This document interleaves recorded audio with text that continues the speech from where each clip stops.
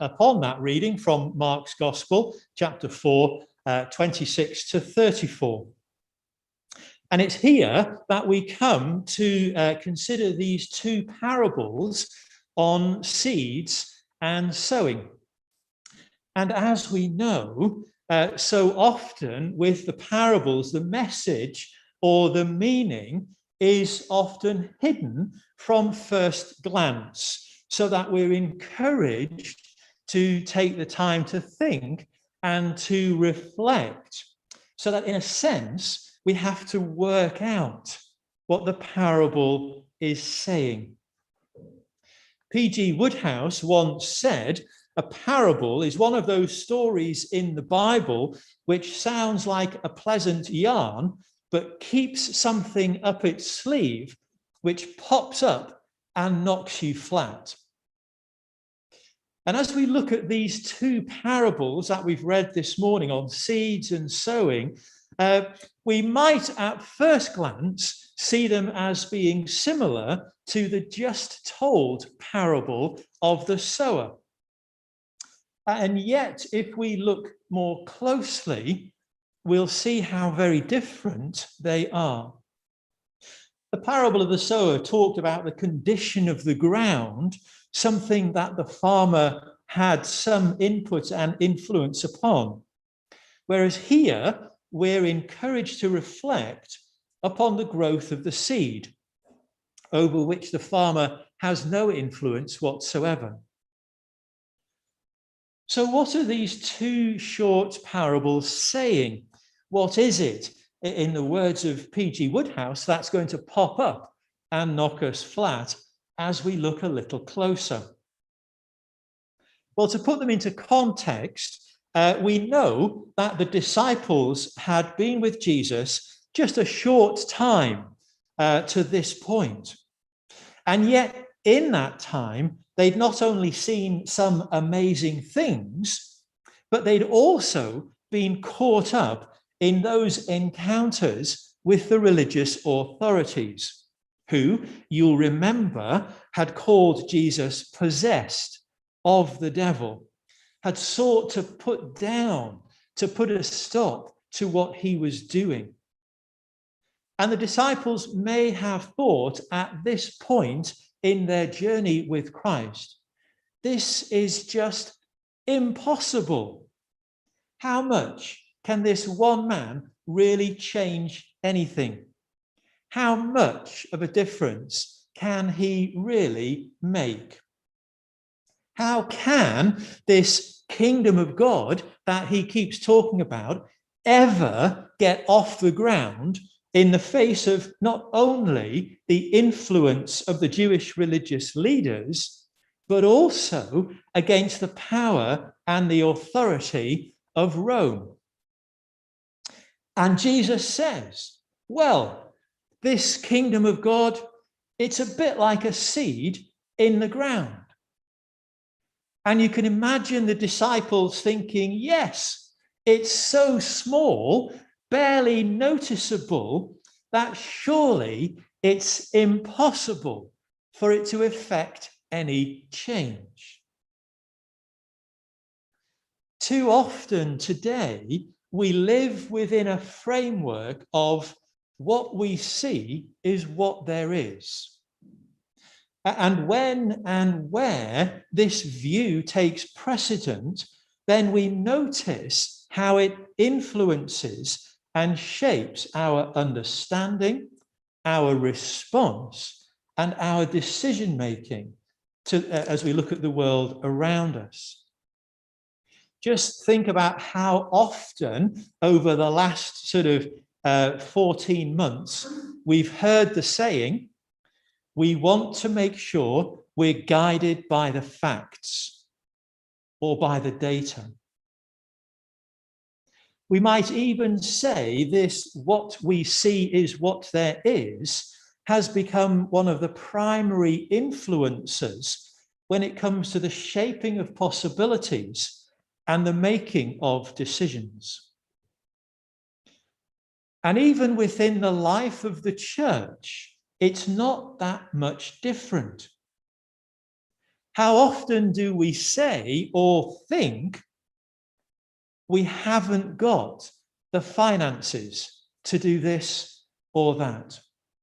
We haven't got the people or the resources to do all of these things. And we limit our possibilities, or we see our opportunities as being contained within what we see is what there is. Now, in some ways, we might say, well, at least such an approach keeps things simple. It keeps our expectations realistic. And yet, the danger can be that sitting at the heart of this what you see is what there is mindset is that everything becomes limited to the physical and tangible. And so not only do we end up just skimming across the surface of life, we move humanity to the center. The disciples, with their what you see is what there is view, saw that this kingdom of God that Jesus kept talking about had little or no real hope of ever getting off the ground. As far as they could see, it was tiny, ineffectual against both the religious authorities and the Roman Empire. But Jesus says, no, there are two key things about this kingdom that you're not getting.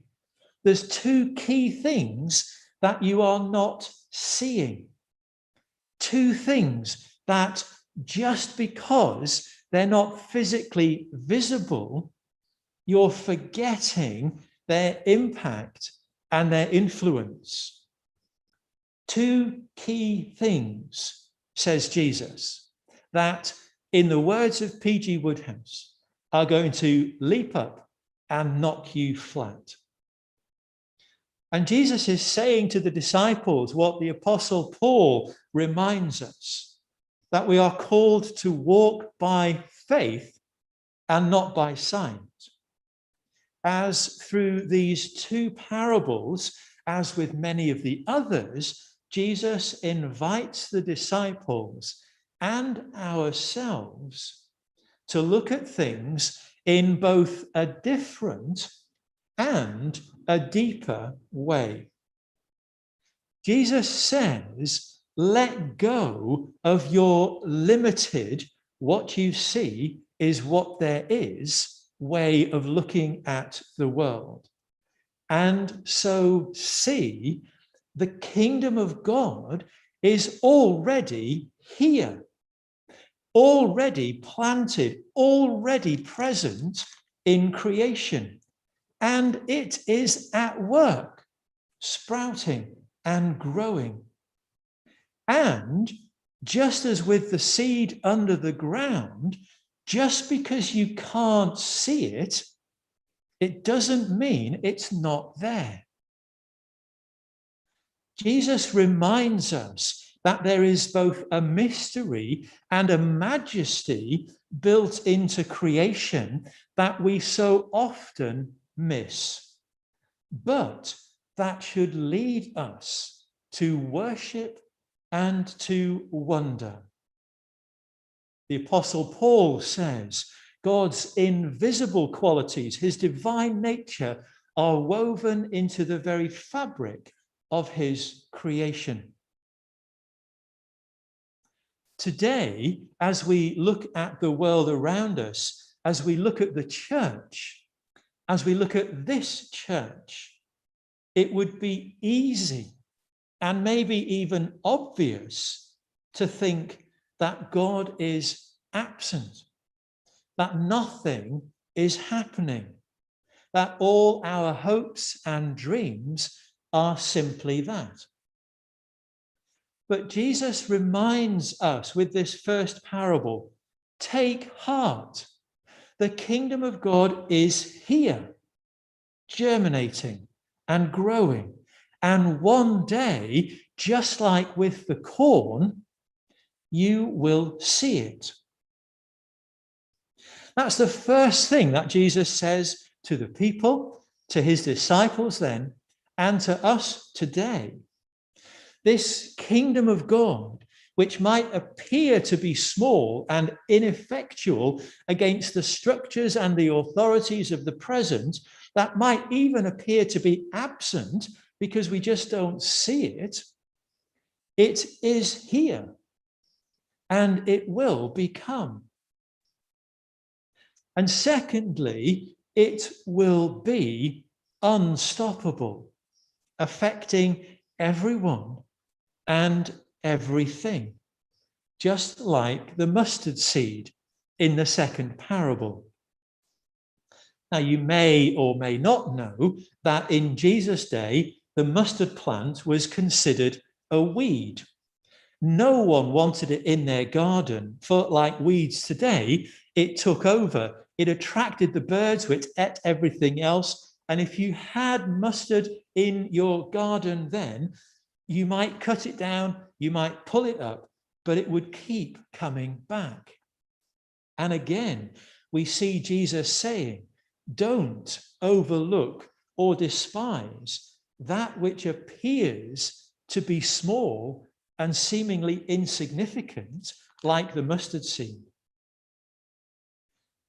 And the disciples are reminded, they are challenged. It's not so much about how much faith we have, it's where we place it. And we today, we're reminded, we're challenged. Firstly, our vision for the church must never be curtailed or dictated by the size of our finances or the limit of our resources, but by the size of our God. And the second challenge for us today, too often today we are victims of a culture that demands instant answers. We're unwilling to wait for anything, it seems. And we can be no different within the church and with our attitude toward the kingdom of God. We want God to do this or that now. Improve our finances, bring more people in, help us out of this hole, bless our families and friends, heal those who suffer. We could go on. We want to see in its fullness the kingdom of God now. After all, don't we say it all the time?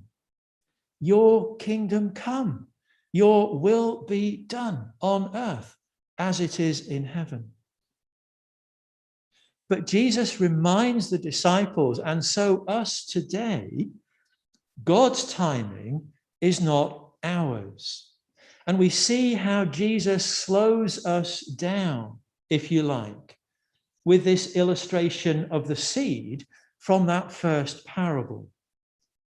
First, the stalk, then the head, then the kernel. As we look at the world around us, as we look at our communities and our congregations, our place as God's children, it's very easy for us to become disheartened, discouraged, if we simply allow ourselves to adopt a what I see is all there is view of the world around us. And Jesus says to us, to you and to me, look again, look beyond, look with the eyes of faith. God is. Amen.